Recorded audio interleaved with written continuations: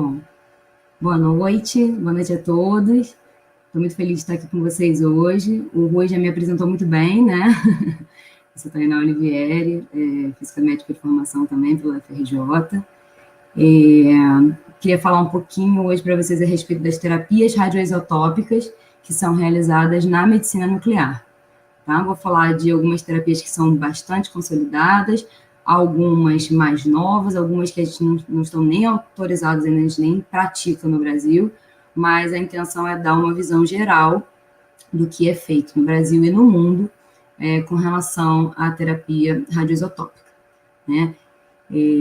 Vamos lá, é um desafio para mim, tá? Ter um pouquinho de tempo para falar, porque eu falo muito, quem me conhece sabe disso, mas eu vou tentar colocar em prática aqui o meu poder de síntese e passar para vocês um pouquinho do meu conhecimento a respeito das terapias nesses minutos.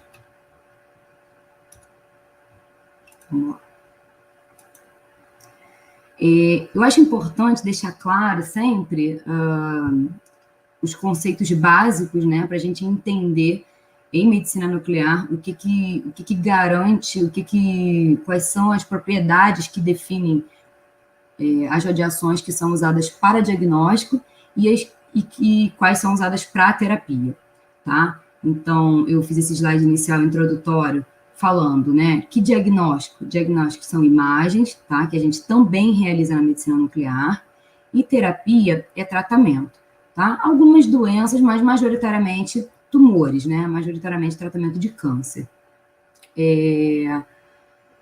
A radiologia e a medicina nuclear atuam nessa parte de diagnóstico, né? A radiologia através do uso de radiação X, artificialmente produzida, e a medicina nuclear fazendo imagem com radiação gama, né? Que é naturalmente emitida pelo núcleo de átomos instáveis, isótopos radioativos, tá? As terapias, elas são realizadas na medicina nuclear e na radioterapia, ok? O que define, né? Quais são as propriedades que definem quando que uma radiação ela vai ser utilizada para terapia ou quando ela vai ser usada para diagnóstico? A energia da radiação e a natureza da radiação, tá? Então, a radiação X, que eu comentei que é usada em radiologia, ela tem mais baixa energia, a natureza dela é onda eletromagnética, né? Não são partículas, não tem carga, não tem massa, por isso elas têm um poder de penetração muito grande, conseguem atravessar o nosso corpo, e por isso elas conseguem ser produzidas num tubo de raio-x, por exemplo, atravessar o nosso corpo e sensibilizar um filme, né, um detector lá do outro lado, e a gente não sente, não vê nada, mas a imagem é produzida. A diferença desse raio-x que é produzido na radiologia para o raio-x que é utilizado na radioterapia é só a energia, tá? Na radioterapia, a gente tem um acelerador linear, que produz raio-x com mais alta energia, e aí ele já não vai ter fins de criação de imagem, ele já vai ter fins terapêuticos, porque ele vai depositar uma dose mais elevada de radiação nos tecidos, e aí já vai ser utilizado para tratamento, ok?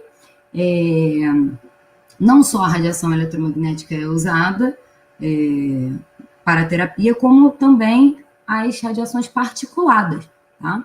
Essas a gente só pode usar se a gente tiver radioisótopos, se tiver elementos químicos radioativos que emitem partículas carregadas, ou não, né? Podem ser partículas maiores como pode ser nêutrons, né? Na verdade, não só partículas carregadas, que possuem massa, né? Possuem ou não carga, e por isso o poder de penetração delas é muito menor. Ou seja, elas depositam toda a energia dela num curto espaço de trajetória. Então, elas depositam uma dose de radiação muito alta, numa porção pequena de tecido, não consegue atravessar grandes porções de tecido, então não serve para fazer imagem, e servem sim para tratar determinados tecidos com lesões que não estão funcionando como deveriam funcionar dentro do nosso organismo, ok?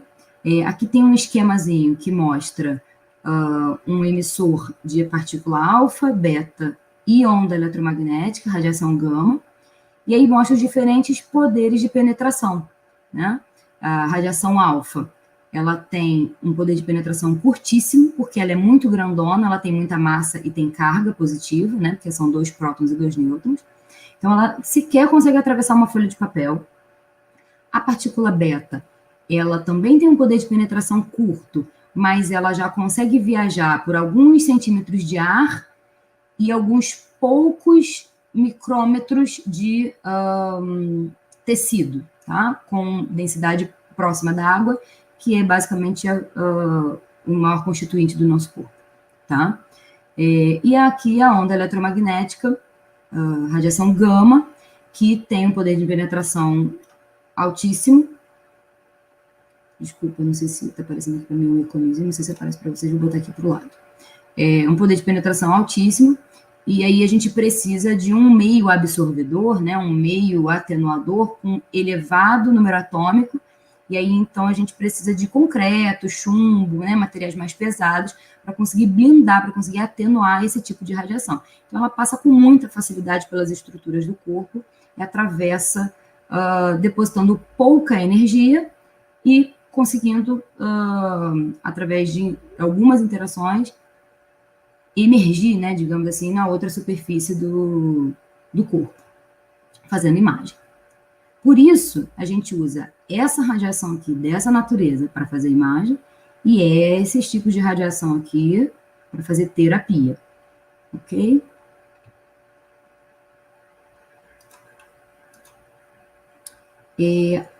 Tainá, assim, terapia, eu escuto mais falar sobre radioterapia, eu conheço mais, já ouvi falar mais de radioterapia do que terapia radioisotópica, terapia em medicina nuclear.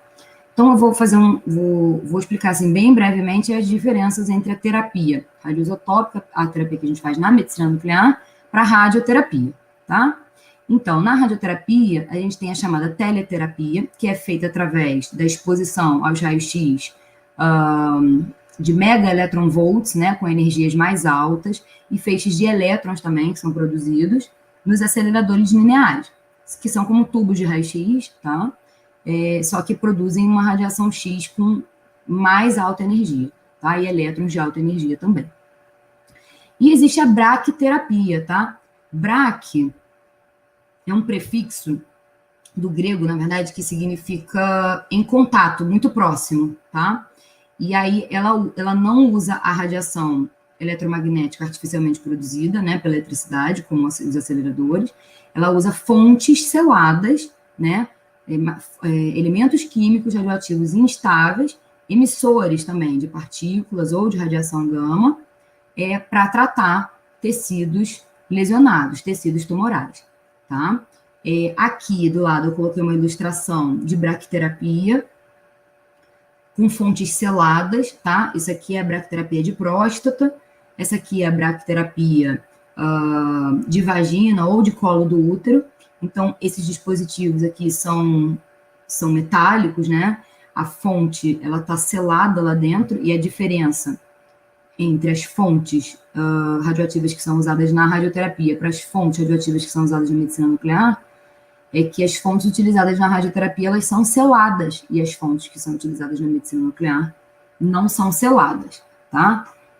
A fonte ser selada significa que ela não tem potencial de contaminação quando a gente manipula ela, tá? Ela tá fechadinha, lacradinha, aquele material não se dispersa, digamos assim, tá? E contamina outras superfícies com material radioativo. Então, aqui a fonte sai de dentro de um dispositivo, entra em contato com o tecido a ser tratado, fica um determinado tempo para ele poder entregar uma determinada dose de radiação letal no tumor e volta para dentro do dispositivo automaticamente, sem que o paciente saia de lá, digamos, contaminado, tá? Com material radioativo. Então, não há nenhuma restrição de contato, não tem problema nenhum chegar perto desse paciente, a urina, o suor, não tem nenhuma questão relativa à contaminação, ok?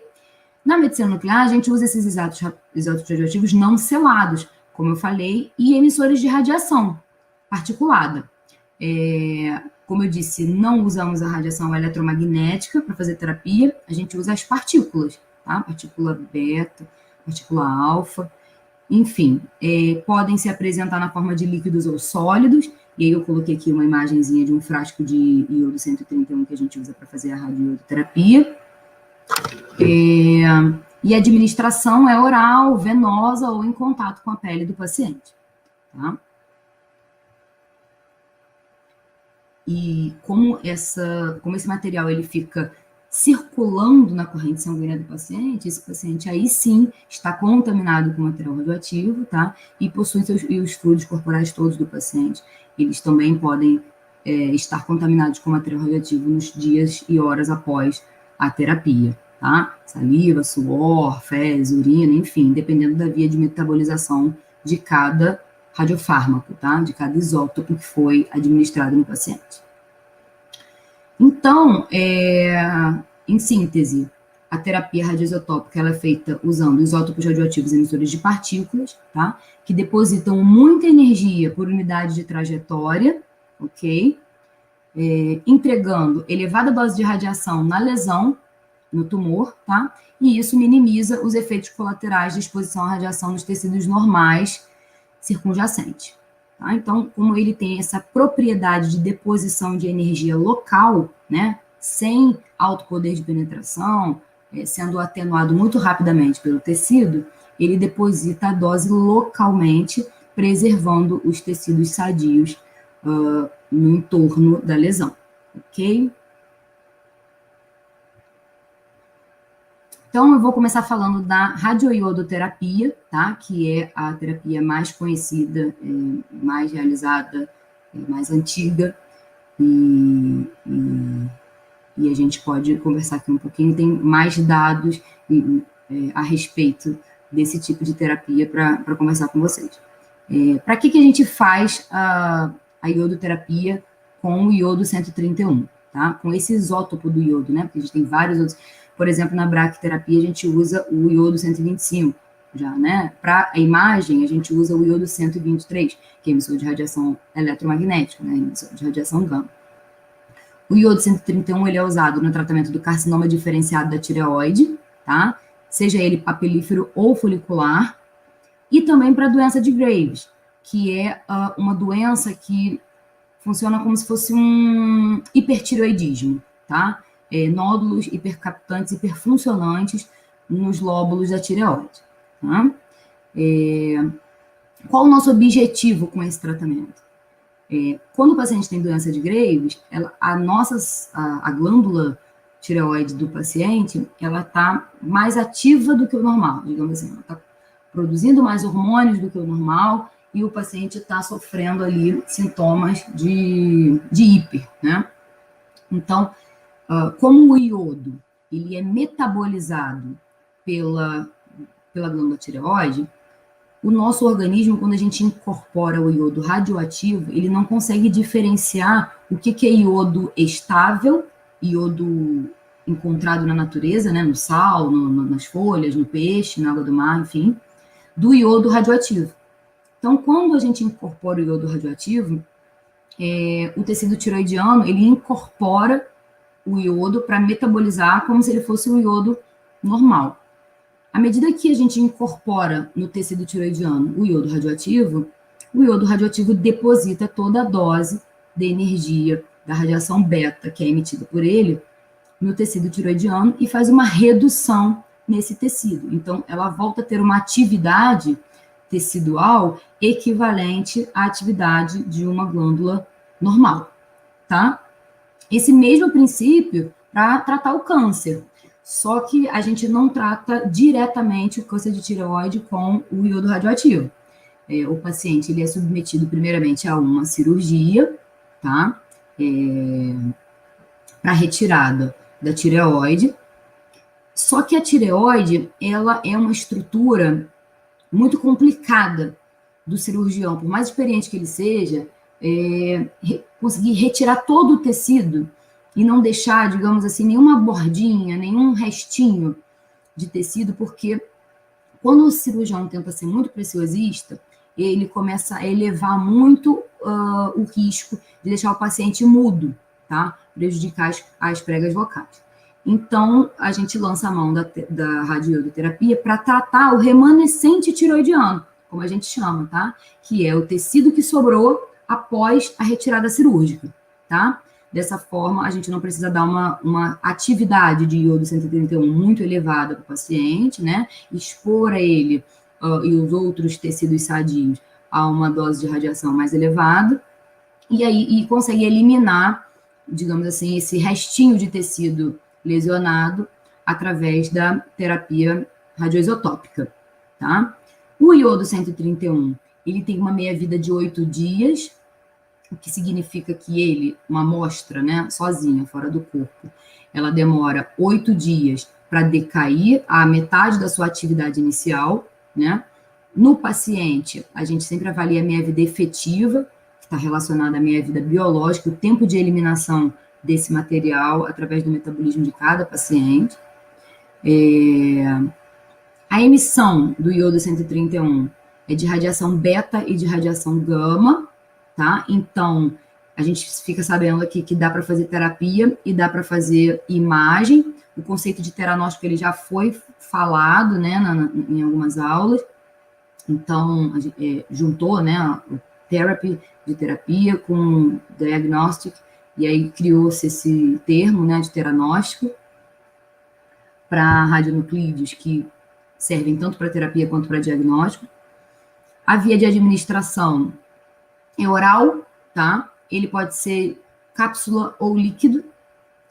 E é uma terapia que ela é ambulatorial. Se nós administrarmos no paciente até 50 milicuries de atividade, tá? Essa quantidade de material radioativo que está sendo administrado no paciente. E ela requer internação do paciente quando as atividades são acima de 50 milicuries, ok? Requer radioproteção de familiares e do público após a administração do radiofármaco e restrição de contato pós-procedimento. Aqui tem uma imagem de como que é a cápsulazinha de iodo radioativo, não tem graça nenhuma, né? Os pacientes ficam super ansiosos, achando que vai ser uma coisinha verde brilhante, né? Azul fluorescente, mas enfim parece muito piró. Mas, e aqui é como é o frascozinho de vidro, que também não tem nada demais, é um líquido transparente, tá? O paciente toma com um canudinho, a gente coloca soro, lava mais um pouquinho para evitar resíduo na parede interna do frasco, e ele recebia a atividade certinho, foi prescrito, que estava ali dentro do frasquinho para ele tomar. Aqui está uma imagem de como fica um quarto de um paciente que está internado para fazer radioterapia. Como eu falei, a fonte não é selada, então existe um potencial de contaminação enorme das superfícies que o paciente entra em contato após a administração do material. Então, quanto mais forradinho e protegidos as superfícies de onde o paciente fica nessas primeiras horas, melhor. Tá? Então, aqui tem uma ilustração do chão forrado, as escadinhas, a cama, a poltroninha, para evitar que o chão, a cadeira, a mesa e tudo se contamine com material radioativo, tá? Que vai ser eliminado através do suor, da saliva, da lágrima, enfim, da urina, ok? Do paciente, nessas primeiras horas. Geralmente o paciente ele fica monitorado por câmera dentro do quarto, tá? Porque para evitar a exposição da equipe multiprofissional que atua na internação desse paciente. O paciente geralmente é um paciente com um estado geral de saúde bom, no que diz respeito à lucidez, não está, ele sequer está funcionado com soro, nada disso. Então, ele realmente vai ingerir uma cápsula ou vai beber um líquido, e a função da internação é só mantê-lo afastado dos seus familiares e de pessoas do público em geral, para que essas pessoas não se exponham à radiação gama, que tem longo alcance, está sendo emitida também lá pelo iodo 131, sai do corpo do paciente e expõe as pessoas ao redor a essa radiação, tá?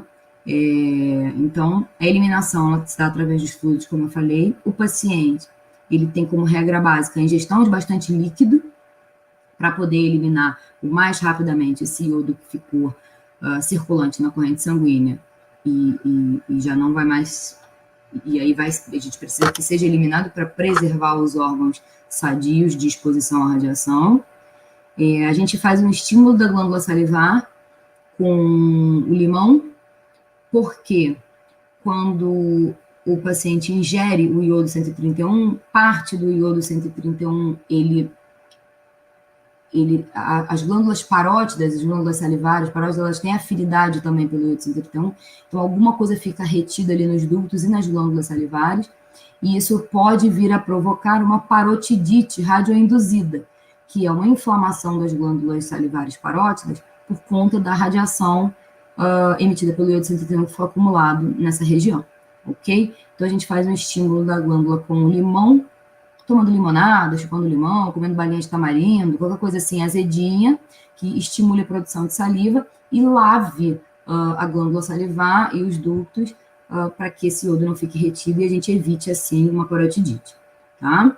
A gente orienta o paciente a tomar 3 banhos por dia para limpar bem a superfície do corpo desse suor. Uns pacientes suam mais, outros menos, mas para que a gente consiga garantir que o quarto fique mais limpo, com menores taxas de contaminação. A gente orienta sempre a fazer uso de ducha higiênica para evitar a produção de muito papel higiênico contaminado, porque a urina vai estar contaminada, as fezes estarão contaminadas com o iodo 131, então a gente reduz a produção de lixo radioativo por internação dessa forma e também mantém o paciente mais limpo, né, e com menos contaminação na superfície da pele.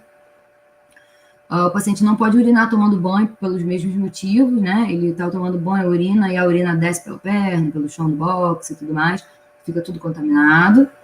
Ele sempre é orientado a dar 2 a 3 descargas após o uso do vaso sanitário, que é para lavar bem também o vaso sanitário e não aumentar os níveis de radiação no banheiro. Então, ele tem tudo separadinho, copos, talheres, toalhas. Eu brinco que nessa época de pandemia, Covid, os pacientes de medicina nuclear estão habitués, né? Porque ninguém compartilha nada, ninguém chega perto de ninguém, ninguém toca ninguém. Então, para quem trabalha com medicina nuclear, já está bem acostumado. A alta desse paciente do quarto terapêutico, ele é mediante a radiometria, tá? A uma distância de 2 metros do corpo do paciente. Então, se essa radiometria estiver abaixo de 30 microsieverts por hora, a gente pode dar alta para o paciente. Se estiver acima, ele ainda não pode ir para casa e a gente precisa se empenhar mais na questão de beber líquido, tomar banho, urinar bastante, para conseguir poder voltar para casa, ok? E aí ele volta para casa ainda com algumas restrições, também a depender da radiometria, tá? Mas ele vai ficar alguns dias sem poder ficar a menos de 2 metros dos familiares, de crianças e gestantes um pouco mais de tempo, vai separar em casa a roupa de cama, não vai dormir com ninguém na mesma cama, se possível ele vai ficar no quarto sozinho, usar um banheiro para ele de preferência. Isso tudo a gente tem que levar em consideração sempre as condições socioeconômicas do paciente, né? E fazer o melhor possível dentro da realidade de cada um. Mas, enfim, a gente precisa pensar nisso para otimizar a dose dos familiares, não expor os familiares a uma dose de radiação evitável, né? Como efeito colateral, a gente geralmente tem náusea, vômito e a parotidite, mas como eu disse, a grande maioria, muitos pacientes não sentem nada, na verdade. Então, o paciente ele chega muito apreensivo, ele muito ansioso, esperando efeitos como os que a gente visualiza na radioterapia ou na quimioterapia, mas não tem, tá? O paciente não fica com nenhuma mudança no aspecto da pele, ele não perde cabelo. Quando acontece essa náusea, a maioria dos pacientes que tem náusea e vômito são os pacientes que assumem o papel de beber muita água com muito, muito fervor e bebem realmente assim 2 litros de água de uma vez só. E como a gente fala que a garantia deles irem embora, o quanto que eles vão beber de água, o quanto que eles vão eliminar, né, nesse tempo, que é geralmente entre 24 e 48 horas, mas às vezes pode demorar mais, né? A depender do metabolismo de cada um, eles se empenham nessa coisa de beber água e a gente sabe que quando a gente bebe muita água muito rápido, fica meio nauseado, né? Então tem que tomar muito cuidado para isso não acontecer nessa hora após a administração do material radioativo, porque senão, se ele vomitar a cápsula, o material, aí a gente tem um problema para quantificar isso e depois retratar, ok? A segunda terapia, eu vou falar do octreotato DOTA com lutécio-177, tá? Então, é um tratamento que a gente faz para tumores neuroendócrinos, tá? Eventualmente, tumores neuroendócrinos que tenham expressão de receptor de somatostatina tipo 2, né? Então, outros tumores, né, mesmo não neuroendócrinos, que têm essa expressão de receptor na membrana celular das células desse tecido, elas vão ter afinidade pelo DOTA, que é o fármaco que está associado ao lutécio-177, e também vão poder ser tratadas à medida que o lutécio ele vai ser carregado para a superfície da membrana dessas células e a radiação beta, que está sendo emitida pelo lutécio, vai tratar localmente essas células, esse tecido, essas lesões, tá? A meia-vida do lutécio é de 6,7 dias, emite também os dois tipos de radiação, então por isso eu trouxe para vocês essa imagenzinha aqui do lado, porque além do material radioativo estar lá aderido à superfície da célula tumoral, ele está emitindo a radiação gama de lá e sensibilizando o detector aqui do lado de fora, tá? Do SPECT, e a gente conseguindo visualizar o que está acontecendo através da gama câmara, tá? Através do SPECT. A administração também é venosa, também não, perdão, primeiro que eu estou falando que a administração é venosa, o outro é oral. A administração é venosa, a atividade é de 200 mQ por tratamento, são feitos de 3 a 5 tratamentos com intervalos entre 6 e 10 semanas, tá? De acordo com os fatores sanguíneos do paciente.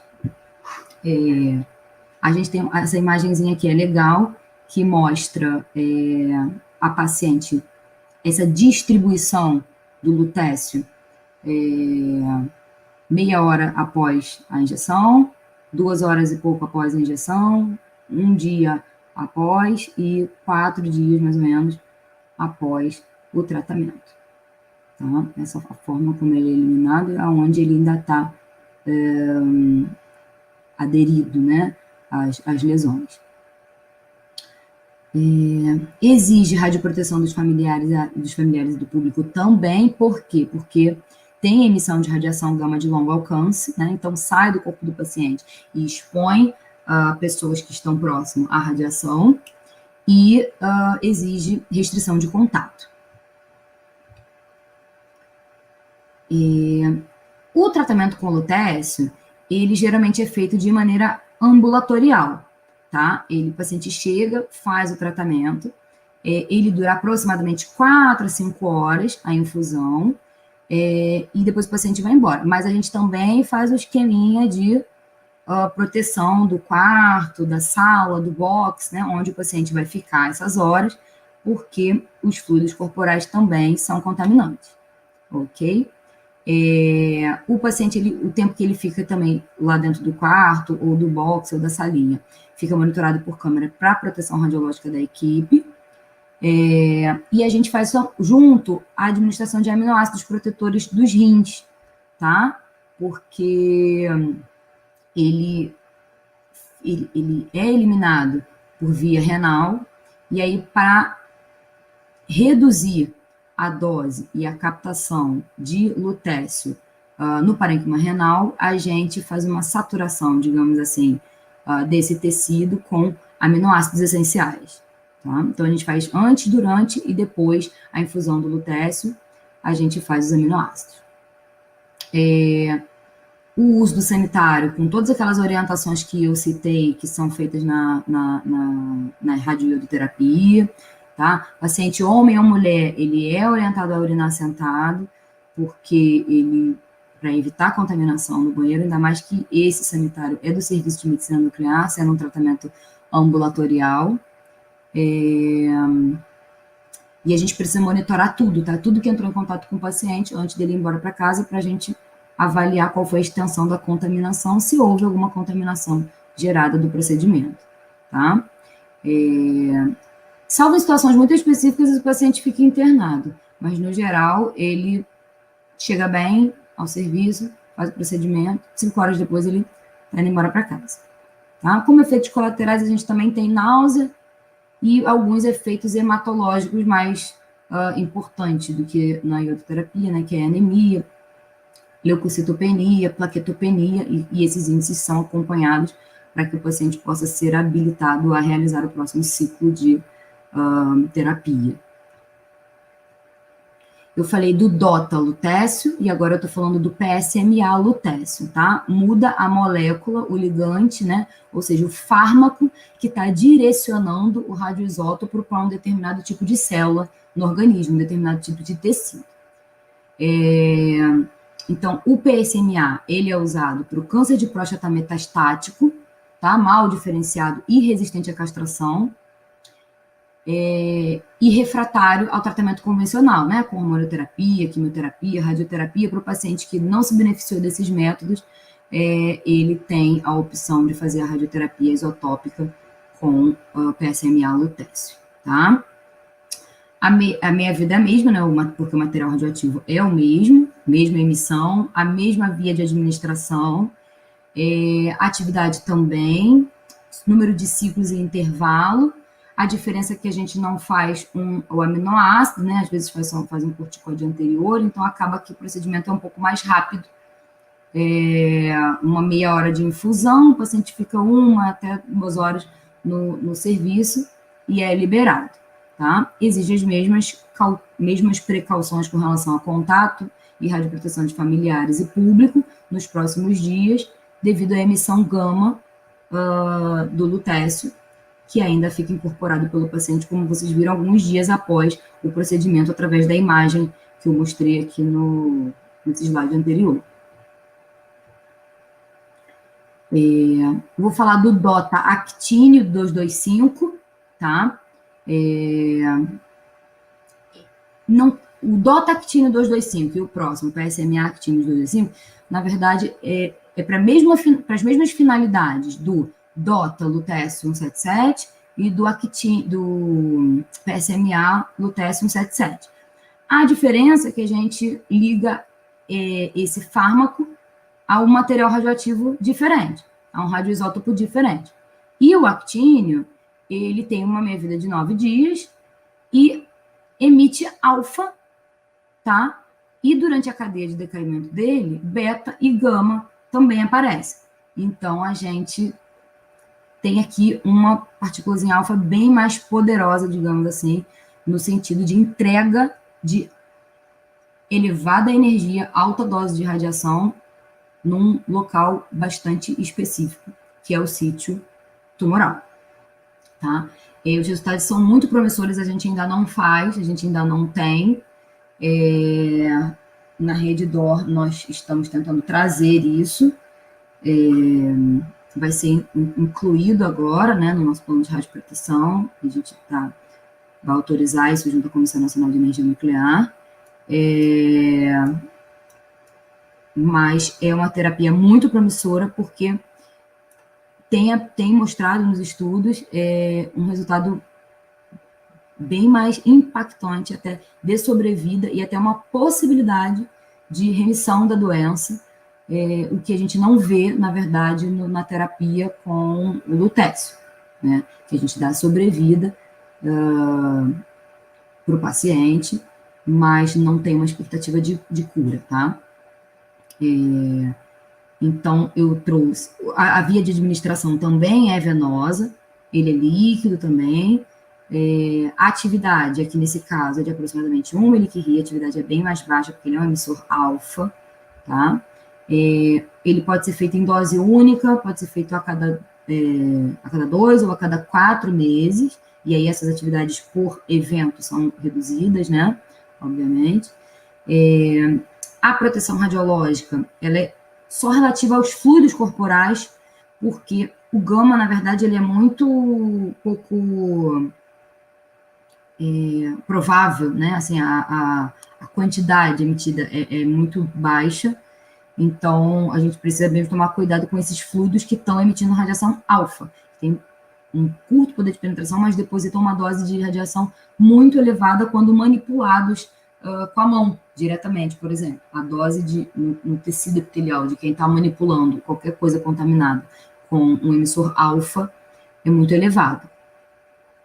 Então, não tem restrição de contato do ponto de vista de proteção radiológica com outras pessoas, familiares, enfim, e é ambulatorial também. Tá? Aqui mostra 3 imagens, na verdade, do paciente após o primeiro tratamento com o actínio e após o segundo tratamento com a actínio. Você pode ver, essas manchinhas todas aqui são lesões do paciente, tá? São metástases, e como diminui ao longo do primeiro e do segundo tratamento. O paciente ele melhora muito, assim, significativamente, das lesões.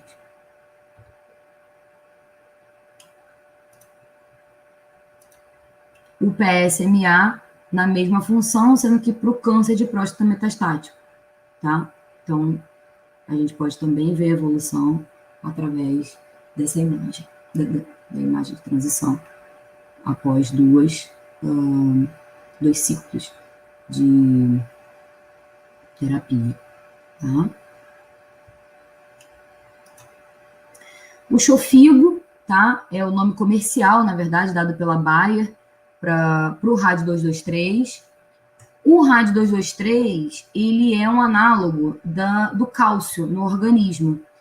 Quando incorporado, nossas células enxergam ele como se fosse o cálcio, então ele é direcionado lá para a matriz óssea do corpo, e por isso ele é usado para metástase óssea do câncer de próstata avançado resistente à castração. Então ele trata a dor óssea metastática do paciente que tem câncer de próstata avançado, tá? A meia-vida do rádio, ele é de 11 dias, ele é um alfa-emissor, tá? A administração é venosa, ele é líquido, a atividade é de aproximadamente 100 micro, tá? Uma atividade bem baixinha, né? Aproximadamente 0,1 miliquiri, que era a unidade da grande atividade que a gente estava falando até agora. E geralmente são feitas 100 aplicações com 4 semanas de intervalo. Tá? A proteção radiológica é com relação aos fluidos corporais, como eu falei, porque ele é um emissor alfa, sem restrição de contato para o paciente nas horas após a terapia, que é ambulatorial também. Tá? Então, aqui tem um esquemazinho ilustrativo do câncer, da lesão na matriz óssea, o Xofigo, né, aqui o osso, e o poder de atuação, digamos assim, da radiação alfa que está sendo emitida, que é bem local. Então, toda a dose é depositada na matriz óssea mesmo, preservando bastante os tecidos sadios no entorno, reduzindo muito a dose de radiação no tecido circunjacente. Radioembolização hepática com ítrio 90 é um procedimento, esse é o mais diferentezinho das terapias, né? A gente utiliza microesferas, que podem ser de resina ou de vidro, que tem na sua superfície o ítrio 90, tá? E elas possuem dupla função. Além delas elas são depositadas na corrente sanguínea, só que através de uma administração transarterial percutânea, tá? Ela é injetada diretamente na circulação da artéria hepática. Então, o catéter vem aqui, deposita essas microesferas, e elas fazem duas funções, na verdade. Uma é a embolização dos vasos, né, dessas arteríolas, porque são esferas, então elas cortam, digamos assim, o suprimento de nutriente sanguíneo que está alimentando e oxigenando o tumor, e ao mesmo tempo são radioativas e depositam a dose de radiação proveniente da radiação beta que está sendo depositada no tecido, lesionando o DNA dessas células tumorais e inviabilizando a proliferação celular nessa região, tá? Elas têm essa dupla função. Tratam tumores hepáticos não operáveis primários ou secundários, tá? Tumores, câncer de fígado ou metástase hepática. A meia-vida do ítrio é de 64 dias, tá? Então, é bastante longa. Emite beta, mas a gente consegue fazer a imagem também porque essa radiação beta, ao interagir com os tecidos, ela produz raio-x de Bremsstrahlung, que é raio-x de frenamento, e a gente consegue, na gama-câmara, realizar imagem de onde de onde essas microesferas, né, foram depositadas e estão embolizando que regiões ali do fígado, tá? De lesões do tumor, do órgão. A atividade ela é calculada individualmente, ela é baseada no volume de lesões, no volume de tecido tumoral, em relação ao volume total do órgão, em relação ao volume do fígado. Existem algumas metodologias de definição dessa atividade, tá? Cada serviço usa a sua metodologia preferida para determinar a atividade a ser administrada. É um procedimento invasivo, tá? Então, como eu falei, ele é transarterial, injeta-se na circulação arterial hepática, então é um procedimento de cateterismo que é realizado na hemodinâmica ou no centro cirúrgico para fazer a administração dessas microesferas, e exige também radioproteção de familiares e do público por conta desses raios-x, tá? Da urina também, dos fluidos. E restrição de contato. A alta é no mesmo dia, se o procedimento tiver sido realizado bem cedinho, ou no dia seguinte, se ele tiver sido realizado um pouco mais tarde. Essa aqui é uma imagem da embolização, né, as microesferas chegando através da artéria, arteriolas no tumor, e começam a entupir, né, fazer uma embolização dessa região e restringir a oxigenação e nutrição da lesão. Essa aqui é uma imagem do procedimento em si, dentro do centro cirúrgico, a manipulação aqui da atividadezinha de ítrio, que a gente injeta bastante soro, lava bastante, para a gente poder revolver essas microesferas e entregar um fluido homogêneo em esferas na artéria. Como efeitos colaterais, a gente tem fadiga, dor abdominal e náusea, pode ter febre também, nessas horas, alguns dias após o procedimento, mas nada assim muito grave. Terapia de câncer de pele com Rhenium 188, super novo também, tá? Tá chegando agora no país. Trata câncer de pele do tipo não melanoma, carcinoma base celular e de células escamosas, tá? O Rhenium tem uma meia-vida de 17 horas, emite beta. A administração ela é feita através do contato com a pele. A gente coloca um filmezinho plástico bem fininho, igual esse aqui, que está colocado aqui na testa do paciente, tá? E o material radioativo, ele vem numa forma de creme, tá vendo? Ele parece uma pomadinha. A gente delimita a região de interesse e pinta, digamos assim, sobre a lesão com esse cremezinho radioativo e espera entre 30 e 180 minutos, a dose de radiação é depositada, você tira esse filme e o paciente está tratado da lesão. É bem incrível, é bem legal. Evita o paciente fazer um procedimento cirúrgico, ter um cortezinho, ficar com uma cicatriz, enfim, com um tempo de recuperação muito maior. A atividade de aproximadamente 100 micro, tá? Que é utilizada.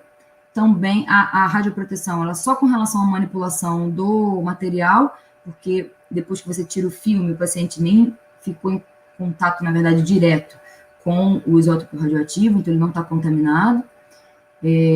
Sem nenhuma restrição de contato com o paciente depois, e ambulatorial, tá?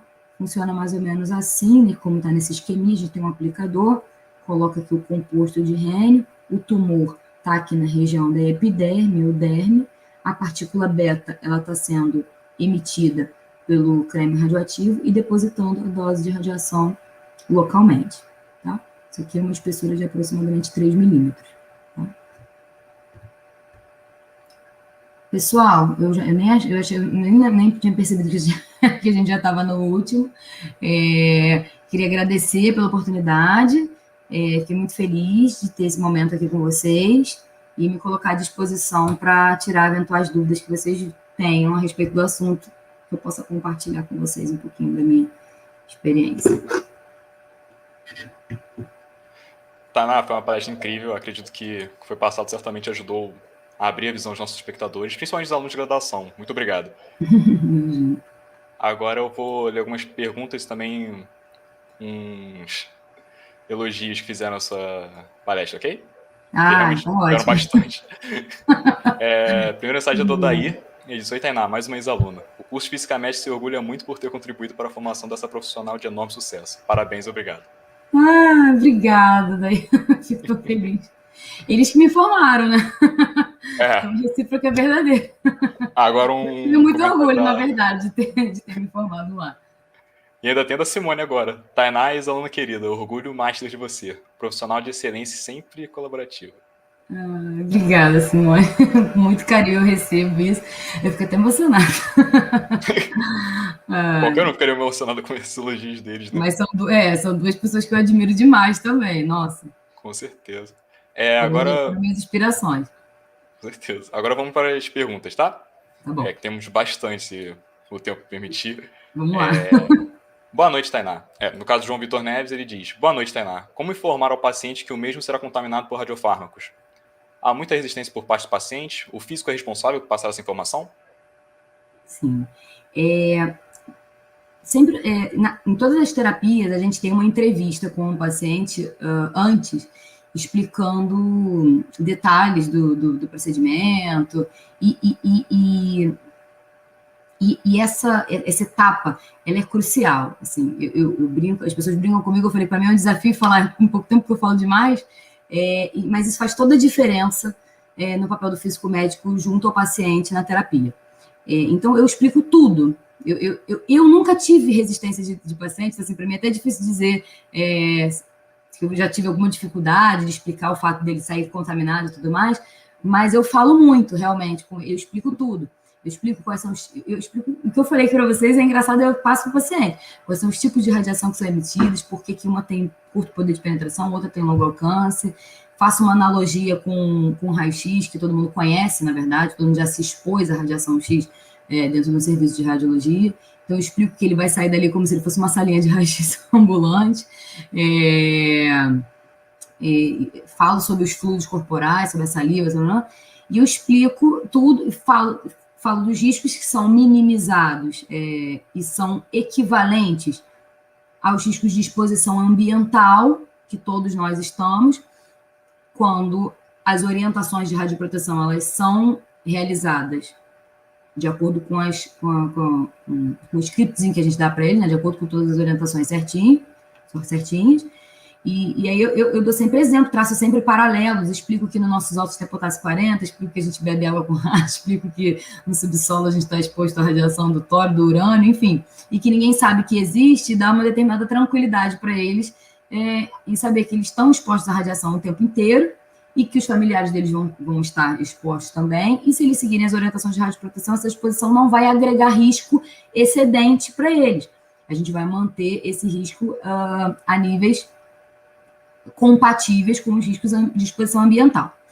E aí, assim, eu nunca tive problema com relação a isso. Eles entendem que isso acontece por algumas horas ou por alguns dias após o procedimento. A gente sempre juntos bolamos um esquema para casa. Então, assim, a situação é ideal. A pessoa que mora numa casa, que pode ficar num quarto sozinha, que tem uma suíte, que tem um banheiro para ela, que não tem. A pessoa que vai embora para casa de carro sozinha. Ótimo, perfeito. Mas não tem. Tem o paciente que vai sair dali, vai de metrô para casa na hora do rush e vai chegar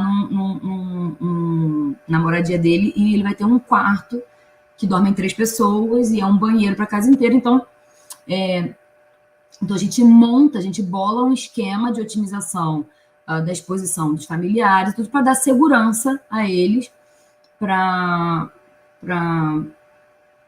proceder, né, digamos assim, com as próximas horas e os dias após a terapia, e geralmente flui bem. Então, a gente não desliga nunca o telefone, quem tem paciente de terapia, porque eles têm muitas dúvidas e eu, pelo menos, sempre me coloco à disposição para, em qualquer momento, eles me mandarem um WhatsApp ou qualquer coisa perguntando. Às vezes são coisas básicas, mas que deixam eles muito confortáveis de perguntar, assim, às vezes a gente está aqui assim, do nada, eu fiz terapia há não sei quanto tempo, eu posso fazer depilação a laser na axila? Aí a gente, pode, tem problema, mas uma resposta muito rápida, muito simples, não gera nenhuma ansiedade no paciente, e dar segurança para eles. Então, assim, eu nunca tive problema, creio que a maioria das pessoas, quando são mal orientados, eles ficam com muitas dúvidas e muito receosos com esse poder de contaminação que eles têm e de exposição dos familiares, mas é só questão realmente de conversa e orientação mesmo. Ótimo. Aqui para a segunda pergunta do Felipe Ferreira. Boa noite. Qual seria exatamente a função do físico médico nesse processo específico da radioiodoterapia? Quais etapas são de sua responsabilidade? Tá. Isso varia muito também de serviço para serviço e do quão o físico médico está inserido no processo, tá? Existem etapas que são indispensáveis e existem etapas que às vezes a gente acaba acumulando, porque, digamos assim, a gente sabe de todas as faces do processo, né? Por exemplo, na iodoterapia, a gente tem envolvido a física médica, o médico nuclear, a enfermagem, que pode ser o técnico de enfermagem ou o enfermeiro propriamente dito. A gente tem ainda o auxiliar de serviços gerais, que faz a higienização do ambiente. Então, todos eles compõem uma equipe multidisciplinar que atua ali junto ao paciente que está internado num quarto terapêutico. Ainda tem o farmacêutico, dependendo do lugar, que faz a manipulação do iodo 131. Então, assim, às vezes tem o farmacêutico, às vezes não tem o farmacêutico. Geralmente a gente não tem o farmacêutico, o físico médico atua na manipulação do iodo 131 e acaba ganhando mais uma atividade no escopo da terapia. Mas eu vou te falar assim, a grosso modo, geralmente a gente faz a compra do iodo, porque a gente atua junto na definição da atividade que vai ser administrada no paciente. Então, a gente faz a compra, porque a gente tem que fazer o cálculo da atividade que a gente vai ter no dia do tratamento, baseado na data que vão entregar para a gente o material. A gente tem que calcular o decaimento. E vai tratar com 200, eu tenho que tratar com 100 mg na quinta-feira, mas o iodo vai chegar para mim na terça-feira, então eu tenho que chegar com 125 para até lá ter, né? Então, a gente atua nessa parte. Na hora de chegada do serviço de medicina nuclear, nós somos responsáveis por verificar se chegou o que a gente pediu, a medição da atividade, verificação de contaminação no embalado, por exemplo, para a gente saber se teve algum extravasamento, se teve alguma perda do material. Faz parte do controle de qualidade também, avaliar essa atividade. Todo acompanhamento. Orientação do paciente na entrevista. Depois, no quarto, a gente trabalha o tempo inteiro auxiliando a equipe de enfermagem com as dúvidas que eles têm, na verdade, orientando o paciente o tempo inteiro, estando em contato com o paciente. E, por fim, na alta do paciente, que é baseada na radiometria, que a gente mede, conversa com o paciente, faz a alta, dá a alta mediante os níveis de radioatividade a 2 metros do corpo. E forever and ever depois no WhatsApp. Tô brincando, mas assim, a gente atua praticamente em todas as etapas. Quando uma dúvida minha. E depois da liberação do quarto, tá? Porque a gente tem que haver a verificação de contaminação das superfícies do quarto e geração de rejeito radioativo, que vai para decaimento, que também é com a gente. Ah, tá. É isso que eu ia perguntar agora mesmo. Deixa eu ver se temos tempo para mais alguma pergunta.